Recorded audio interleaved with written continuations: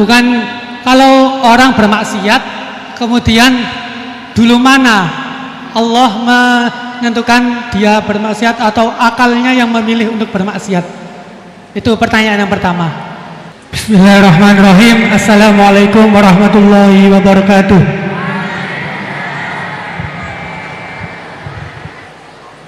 Langsung saja, ngapunten Gus. Di sini ada beberapa pertanyaan yang agak masih grundel di hati gitu. Soalnya belum dapat jawaban. Yang pertama mengenai dari tadi penjelasan dari Gusti Allah menciptakan hamba di dunia ini, ada yang taat dan ada yang suka bermaksiat gitu.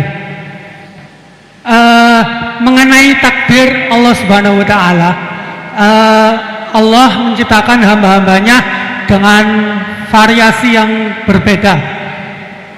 Kemudian manusia diciptakan dengan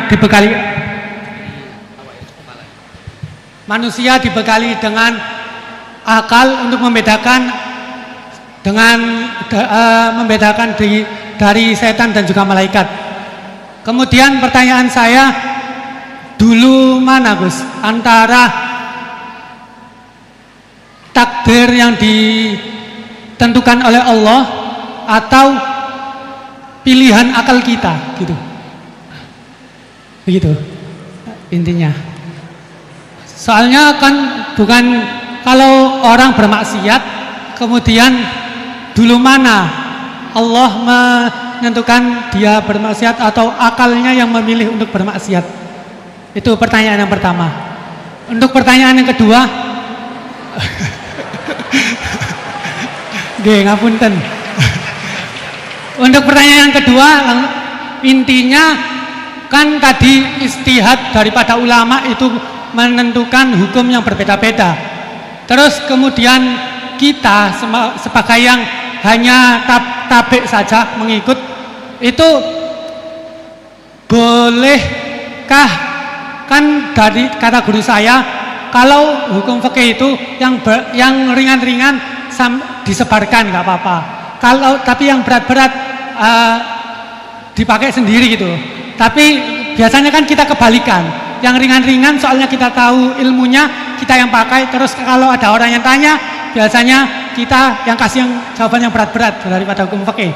Jadi yang saya tanyakan, kalau berpindah hukum dari awalnya ikut imam ini terus kemudian ikut imam ini, itu bagaimana batasan-batasannya gitu? Syukron.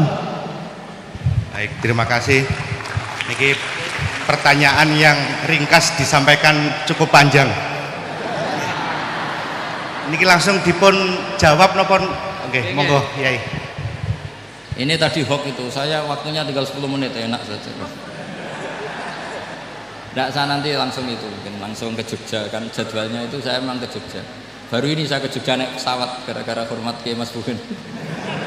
Sepanjang hidup saya nggak pernah ke Jogja naik pesawat, baru ini nanti rencananya naik.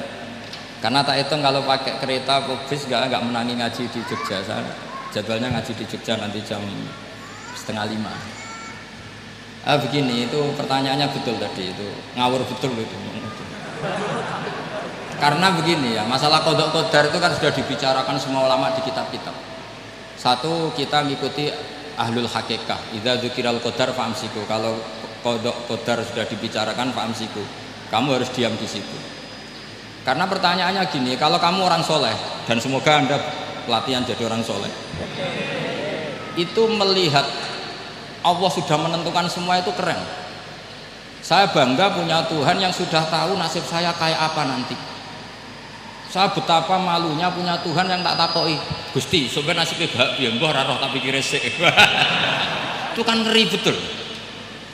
Sehingga kalau kamu soleh itu pokoknya bangga kalau Allah sudah tahu apa yang akan terjadi. Nah, soal kepanikan kita kan kadang, kok nang wis ngerti aku celoko, terus gunanya apa aku sholat? Itu kesalahan kita. Kita kecewa kalau sekarang soleh, kemudian akhirnya tidak soleh dan akhirnya kita masuk neraka. Kekecewaan ini namanya khadun nafsi. Kita hanya mikir diri Sebetulnya kalau kita abdan lillah, benar-benar hamba Allah, tetap bangga karena punya Tuhan yang tahu apa yang akan terjadi. Makanya yang dibutuhkan kesalian untuk ngakoni qada qadar, dibutuhkan kesalian. Kalau enggak kriminal betul. Maka Sayyid Hasan bin Ali, saya hafalkan makalannya itu. Di antara aturan iman harus iman sama qada qadar. Untuk menunjukkan innahu la yuqsa kurhan wala yuhlabu kurhan, kata beliau, supaya kita tahu bahwa Allah itu tidak dimaksiati secara terpaksa. Kamu bisa enggak bayangkan Allah ngeluh gini, sakjane aku ora seneng maksiat tapi saya bisa berbuat apa? Artinya apa? Kalau maksiat dan keburukan tidak khairihi wa syarrihi minallah, itu Allah kan kurhan. Faham yang saya maksud? Artinya apa? Kita harus berkeyakinan khairihi wa syarrihi minallah. Tapi kita butuh syariat. Lalu setiap orang nakal berkelit kersane Allah juga masalah. Maka diteruskan makalah beliau. Waman hammala dzambahu rabbahu faqad fajar. Dan siapa yang menimpakan dosanya atas nama Tuhannya, maka faqad fajar, dia lacut betul. Wong sing zina kuwe Allah kan gak melok zina, sing maling kuwe ora melok maling. Sing beto bak-bak kuwe ora tau beto. Terus kowe muni kabeh krana Allah, itu kriminal betul. Jadi makanya orang soleh itu harus hafalannya banyak supaya niru-niru orang soleh itu. Ini kan enggak ingin soleh tapi pakai akalnya sendiri. Itu bahaya dalam agama, karena agama itu harus ada riwayat. Makanya beliau menyebut 2 kali. Siapa yang tidak meyakini khairihi wa syarrihi minallah, maka dia faqad kafar. Karena seakan-akan di dunia ini waqa'a fi mulkihi ma la yuriduhu.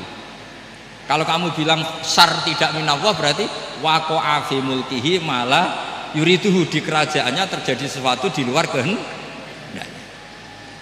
Tapi waman hammala dzambahu rabbahu faqad fajar, orang yang menimpakan dosanya ditimpakan karena Allah, maka faqad fajar, dia lacut betul. Allah tidak ikut maling, tidak ikut zina, tidak ikut korupsi kok. Ini kehendakmu ya. Nah, kalau kamu bisa paham itu, ya sudah, jadi orang soleh saja. Kalau enggak, ya pilih wa amsiku tadi apa? Sudah, tidak usah dibahas. Jadi saya mohon semua yang dengar ngaji saya ini, yang enggak tobat supaya tobat, yang sudah tobat ditambahi ilmu, karena biasanya tobat itu ya karena tidak ngerti apa-apa, semua mikir. Itu makalnya Sayyid Hasan bin Ali, cucunya Rasulullah SAW, dan itu diamini oleh semua ulama. Saya pernah ditanya seorang rektor, nggak terima dosen, nggak terima mahasiswa, rektor tanya, Gus, yang benar itu Jabariyah apa Qadariyah? Jawaban saya lucu, sementing soleh dulu, kalau setelah soleh kamu nggak apa-apa Jabariyah atau Qadariyah. Karena setelah kita soleh, perasaan kita gini, qaddaronillah ala sholat, saya bisa berbuat apa di depan kehendak Allah. Sehingga perasaannya orang soleh ketika mengatakan al-abdu majbur adalah mengatakan la haula wala quwata, asal soleh loh ya, asal soleh. Tapi kalau orang itu tidak soleh, dijawab apa saja ya berengkel loh. Umpamanya natine ra tau tenang sama Allah. Qadariyah juga sama, ini penting. Misalnya ada orang soleh Qadariyah, mesti cara berpikir, oh pangeran ku adil ya, sing sholat diganjar swarga, sing zina diganjar neraka, sing ora nyolong diganjar swarga, sing nyolong diganjar neraka, kan adil. Mosok sing nyolong dilebokno swarga, sing sholat dilebokno neraka, kan jadi lucu. Artinya ketika dia Qadariyah juga ingin membaca hikmahnya Allah bikin aturan. Asal soleh, sama lagi asal. Jadi orang itu setelah soleh itu bisa improvisasi sendiri. Makanya ini pentingnya ayat innalladzina amanu wa amilus sholihat yahdihim rabbuhum biimanihim. Orang setelah iman nanti akan ditunjukkan oleh imannya untuk mengelola was-wasnya setan. Misalnya saya itu termasuk kiai yang terkenal kalau diundang susah. Karena saya fanatik fikih, saya punya ibu, saya punya pondok, itu artinya punya kewajiban.